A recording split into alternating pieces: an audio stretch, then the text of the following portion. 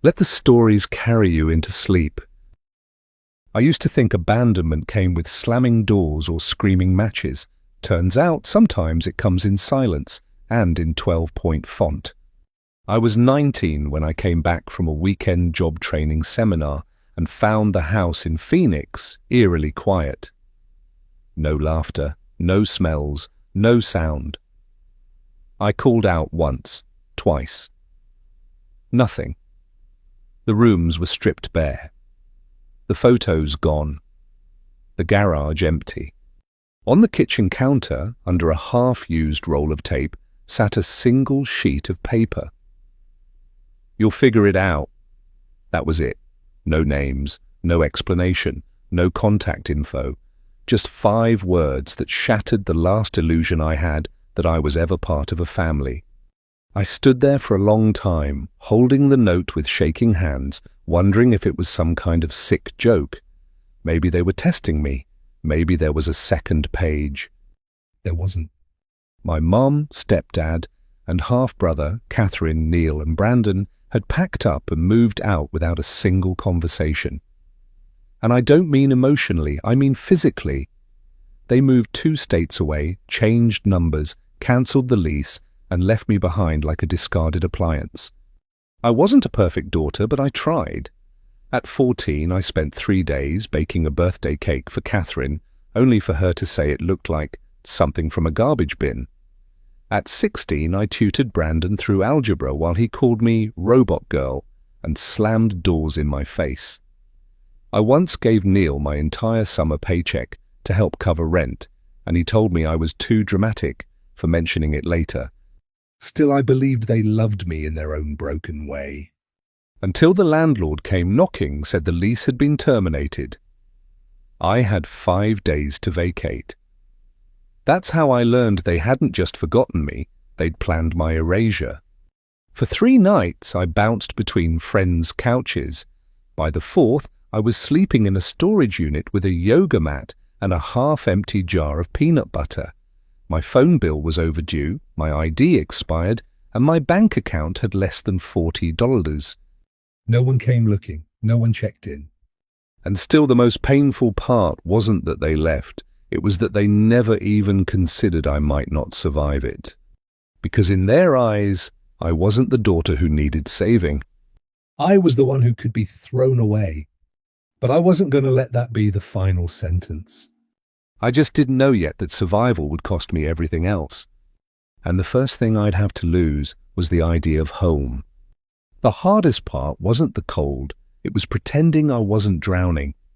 After the storage unit became my home, I learned that silence has a sound. It echoes in your bones when there's nothing left to distract you, not even hope. I had about $36 in my checking account, a prepaid phone with 2% battery, and no charger.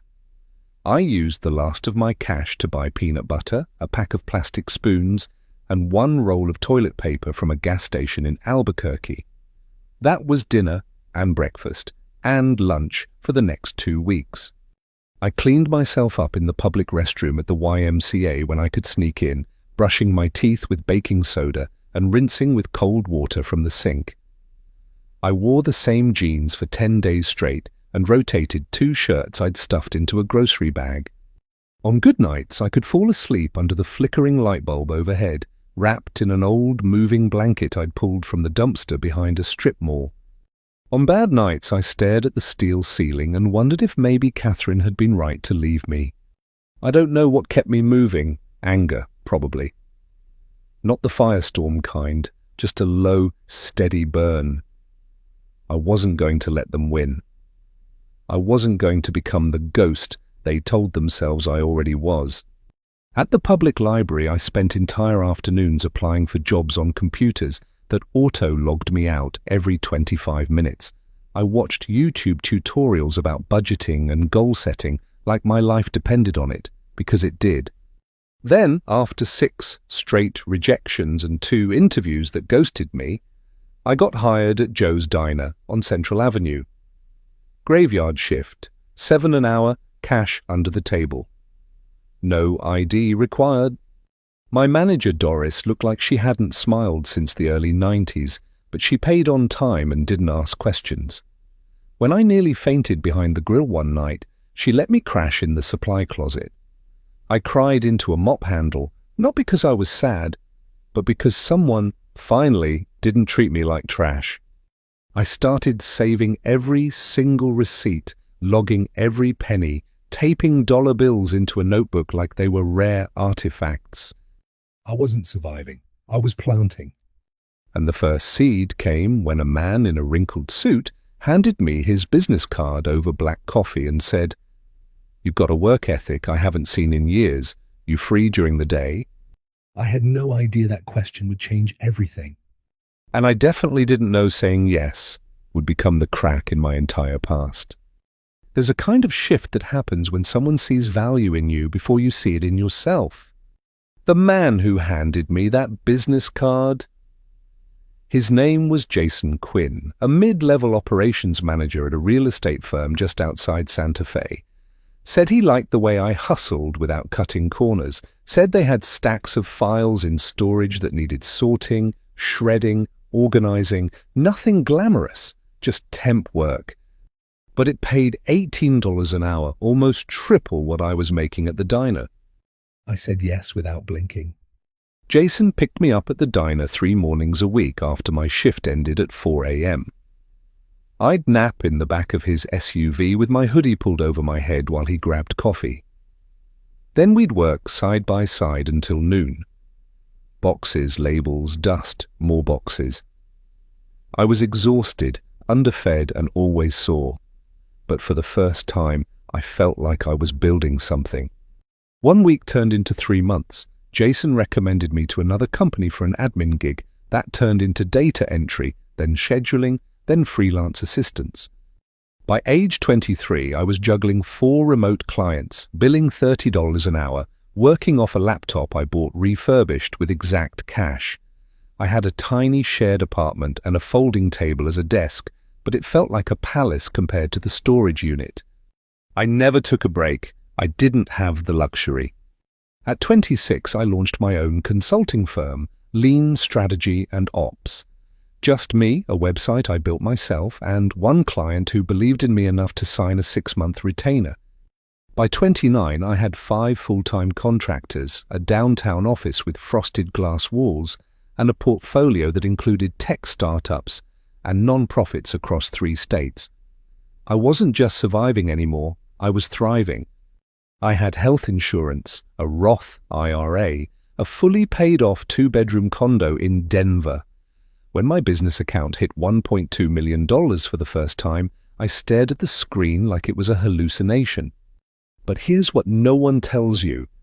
Success doesn't silence the ghosts, it just gives them your new address. Because one night, after finishing a podcast interview about overcoming family estrangement, I checked my inbox. At the top was a subject line I hadn't seen in a decade. "You're still our daughter." And just like that, everything I'd buried began clawing its way back up. The email didn't make a sound, but it detonated something inside me. After 10 years of silence, 10 years of being nothing but a ghost in their past, Catherine, the woman who used to call herself my mother, had reappeared. Just one line in the subject, "You're still our daughter." No greeting, no apology, just a clinical paragraph about hearing my podcast interview, how it moved her. And maybe we could talk when I was ready. I wasn't ready. 3 days later, another message came. This time from Brandon, my half-brother. "We miss you. Can we fix this?" He was 15 when they left me, which means he was old enough to remember the way they disappeared and old enough to stay silent. I stared at the screen for an hour before closing the laptop and walking away. My therapist, Melissa, said to wait. "Let your body process before your mouth responds," she told me. Sometimes grief wears the mask of guilt. I tried to stay focused on my clients, my team, my workouts, but the emails haunted me. I'd open them, read them, close them, repeat. Catherine's message felt detached, like a form letter sent to a distant colleague. Brandon's? It felt real, short, clumsy, but real. 10 days in, I cracked. I replied to Brandon with a single line, "It's been 10 years. What changed?" He answered within the hour. Said the podcast woke him up. Said he never agreed with what they did. Said he didn't know they were leaving me behind until it was too late.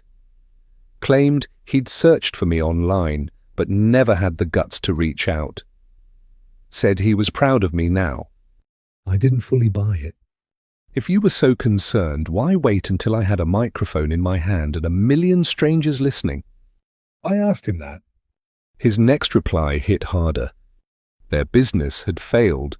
Catherine and Neil were in debt. Brandon's wife, Jenny, was pregnant with their second child. Medical bills were piling up.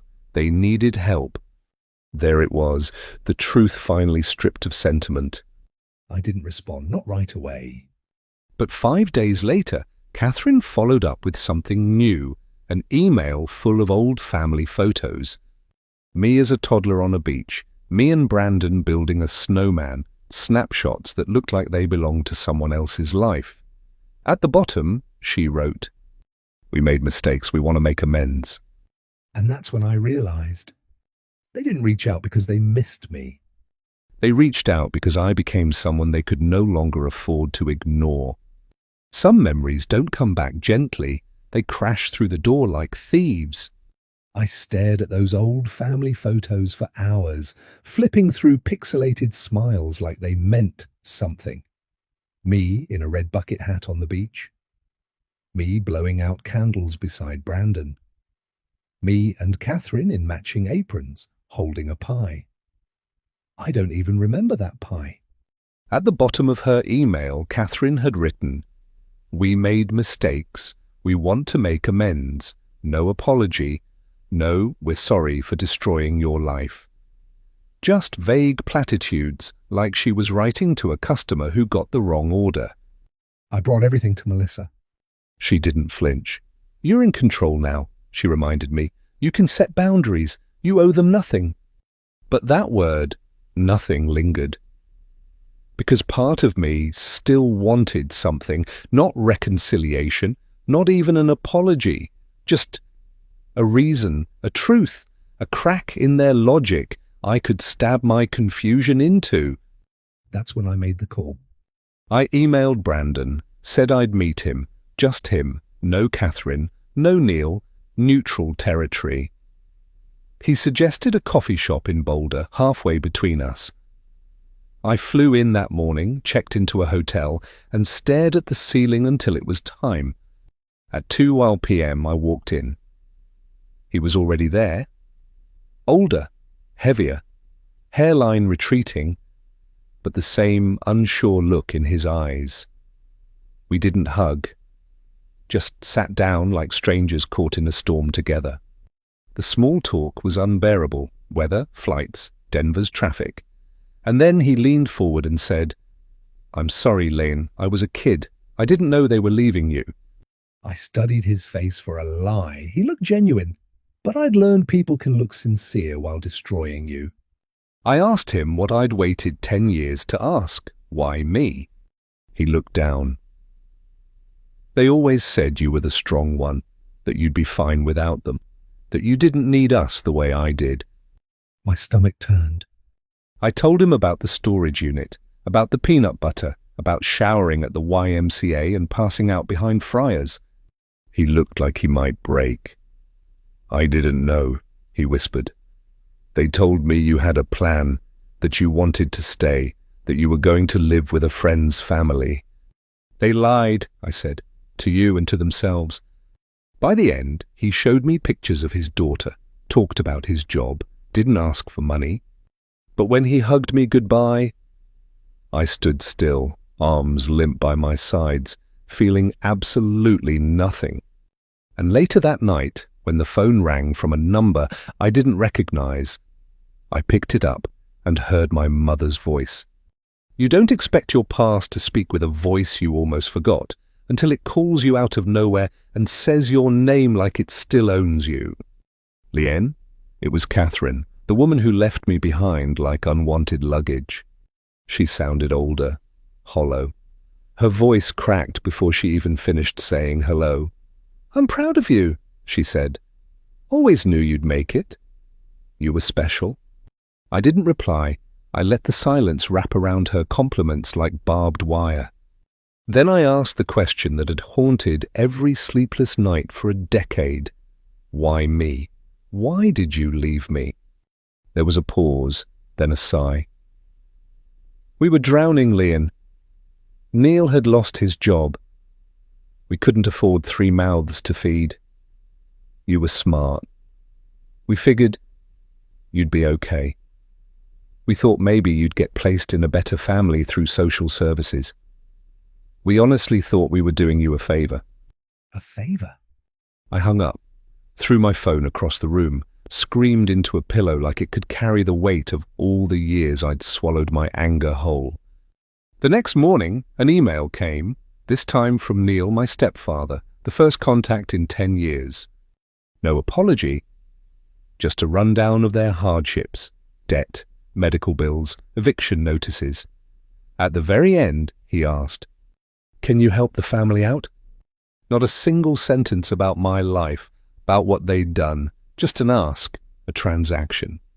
I forwarded the email to Melissa, subject line, and there it is. She called me immediately, even though it was a Sunday. We talked about guilt, obligation, the thin line between helping and enabling. The next day, I made a decision. I emailed Brandon, told him I appreciated meeting him, that I understood he was just a teenager back then, and that I was willing to build something with him, and only him, but with strict boundaries. No money, no loans, no financial help, and no contact with Catherine or Neil unless they took full public responsibility for what they did. His reply came an hour later. "I'm really disappointed in you, Lean," he wrote. "They need help. Family supports family. You're being selfish." Every guilt button they'd installed in me as a kid. He pressed them all in one paragraph. I didn't answer. I booked a solo trip to Lisbon. I needed to breathe when no one knew my name. But 3 days in, as I walked along the riverfront under grey skies, my phone buzzed again. Brandon had left me a voicemail, and this time he sounded scared. Fear doesn't always kick the door in. It sometimes knocks softly, over and over, until you forget how to breathe. Brandon's voicemail wasn't angry this time. It was shaking. "I'm sorry," he said. "I shouldn't have pushed you. I get it now. I still want us to have something on your terms. Please." I replayed it twice, trying to hear if it was sincere or just strategy. But something about his tone hit different. So I responded. One line. "I'm open to talking. Just not about money." The next day, he called again, said he'd been thinking about what I said he'd started therapy too. That part I believed. His voice had a quieter edge, less defensive. We talked about his kids, my work, normal stuff. But then he hesitated. "Oh, they're coming to visit next weekend," he said. "Catherine and Neil, they want to see you just for an hour, public place." My stomach locked up. "I'm not ready for that," I said, voice flat. He pushed once, then stopped when he heard the silence. That night, I sat in Melissa's office shaking. "I'm not afraid they'll hurt me," I whispered. "I'm afraid I'll still want their approval. I'm afraid I'll never stop wanting to be enough." She said nothing, just passed me a tissue. The next day, Brandon texted again, said our mum cried all night when she heard I wouldn't meet them, said Neil was talking about driving to Denver anyway. That's when panic set in. I blocked his number, called building security, told the doorman not to let anyone up unless I approved, ordered groceries for delivery, didn't leave the apartment for 3 days. On Wednesday, the doorman called. "There's a couple downstairs asking for you. No names." I knew. 5 minutes later, my phone rang. Unknown number. I let it go to voicemail. Neil's voice snarled through the speaker. "Emma, we drove 8 hours to see you. You're being childish. We deserve a chance to explain." I deleted it. Thursday morning, someone pounded on my door. I froze, peeked through the peephole. There they were. Catherine's voice cracked. "Please, Liam, we just want to talk." Neil added, "We love you, we're sorry." I didn't open the door. I sat on the floor, back against the wall, body shaking like it remembered being 19 again. Later that day, security called again. "There's a woman downstairs asking for you. She says she's your sister-in-law, and she has a child with her." I told them to send her up. I expected someone manipulative. Instead, she looked like a woman at the end of her rope. When I opened the door, she was holding a sleeping toddler in one arm, a diaper bag in the other, and shadows under her eyes deep enough to hide whole years. "I'm Jenny," she said softly. "Brandon's wife. I came alone." I didn't say a word, just stepped aside. She placed her daughter, Ellie, on the couch and sat at my kitchen table like someone who knew what fear tastes like. I poured her water. She didn't touch it. "I only learned about you 3 years ago," she began. "Brandon told me you'd run away at 19, cut contact. I thought it was strange, but I didn't push." She looked down. "And I heard your podcast. I made him tell me the truth, all of it." I didn't know what to say, so I let her talk. "They told everyone you abandoned them, that you were unstable, that you stole money before disappearing. They posted online asking for prayers, pretending you were lost. I saw the Facebook posts myself, dates, captions, everything." She pulled out her phone and showed me. Catherine in front of a church.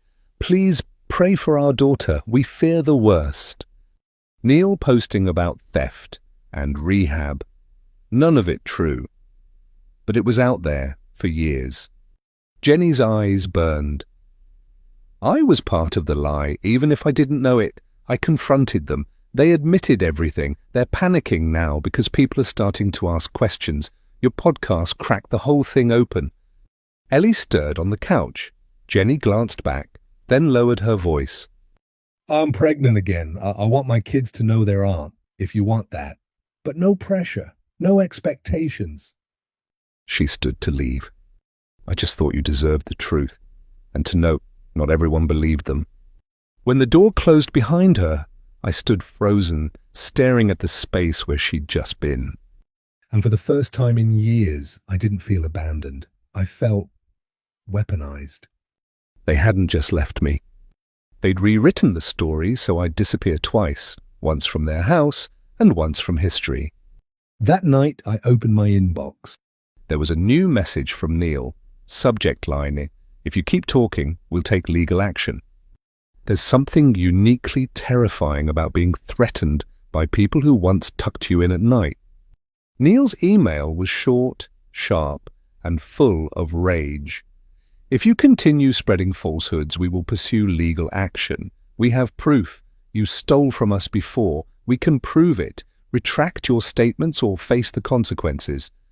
I read it 3 times. My hands didn't shake. My pulse didn't spike. I just felt hollow. Like something inside me had quietly died and no one noticed. I forwarded it to Melissa first, then to Mr. Quiet, my attorney. He called me 5 minutes later. "They're bluffing," he said flatly. "Threats like that rarely lead to action, but we're going to document everything, and if they escalate, we escalate harder." That night, Brandon called from a number I didn't recognize. I let it go to voicemail. His voice was tight. "They're furious with Jenny. They're saying awful things. I'm scared they might try something." I believed him. Mr. Quiet advised I meet Brandon and Jenny somewhere public, with him present. I agreed. We met at a quiet Thai restaurant near his office. Brandon looked exhausted. Jenny had a faint bruise on her forearm. She tried to hide it, but I saw. Over pad thai and barely touched tea, they told me everything. Catherine and Neil had moved in with them last year, temporarily, but slowly it turned into emotional blackmail and financial dependence, watching their kids while criticizing Jenny's parenting, asking for money just until things pick up, threatening to cut off communication with the grandkids if boundaries were set. And when Jenny pushed back, Neil grabbed her arm hard enough to leave marks. Brandon finally kicked them out. Now they were couch surfing, spiraling, calling non-stop. They know our passwords, Brandon whispered. They have keys. My dad's still on my old bank account. He's watching everything. Mr. Quiet took notes, his face unreadable. You both need a lawyer immediately. Change your locks, secure your finances. This isn't a family issue anymore. It's a safety issue. As we stood to leave, Brandon hugged me. For the first time, I hugged him back. Not because I forgave him, but because we were both trying to escape the same burning house, just through different exits. When I got home that night, there was a note under my apartment door. No envelope, no signature. Some stories don't belong in public. Remember that. The note under my door didn't scare me, it insulted me. After everything Neil and Catherine had done, financial manipulation, physical intimidation, psychological warfare, they still thought silence was something I'd agree to. Mr. Quiet's advice was simple. You don't respond, you document. I scanned the note, logged the time, saved the footage from the hallway cam. Then I wrote my own letter, not to them but to the school board. It was time to end this. For years, Catherine had leveraged her position on the parent-teacher council as power. She'd humiliate underpaid teachers, threaten new staff, weaponize school events for gossip and status. And because she fundraised, no one challenged her. But I had names now, testimonies, a full file from Jenny, who once taught at that same elementary school, and others, quiet voices who just needed someone louder to go first. I clicked send. By Thursday morning, the district had opened a formal investigation. By Monday, her access badge was disabled. The silence from her side was louder than any threat. That week, Brandon and Jenny moved to a temporary rental. Mr. Quiet arranged for an emergency order blocking Neil from accessing Brandon's accounts. The locks were changed, surveillance was installed, every email, text, voicemail, they saved it all. Jenny and I sat on the new porch one evening, just watching the kids play in the yard. I told her I'd considered leaving the city, disappearing entirely. She shook her head. If we disappear, they win. She was right. I realized I hadn't cried in months, but that night I did, quietly, safely. A few days later, Melissa texted, "They're lawyering up. Be ready." I was, but I wasn't angry anymore. This wasn't about revenge. It was about closure. I wrote a final message to Catherine and Neil. No threats, no drama. Just the truth. This ends here. You will not contact me, my friends, or my family again. If you do, we respond legally, publicly, and permanently. Then I blocked every number, every email, every account. I told Mr. Quiet I was done fighting. He nodded. And we filed the restraining order first thing Monday. But late Sunday night, before I could exhale, I got a call from an unknown number. The voice on the other end wasn't Neil. It was his mother.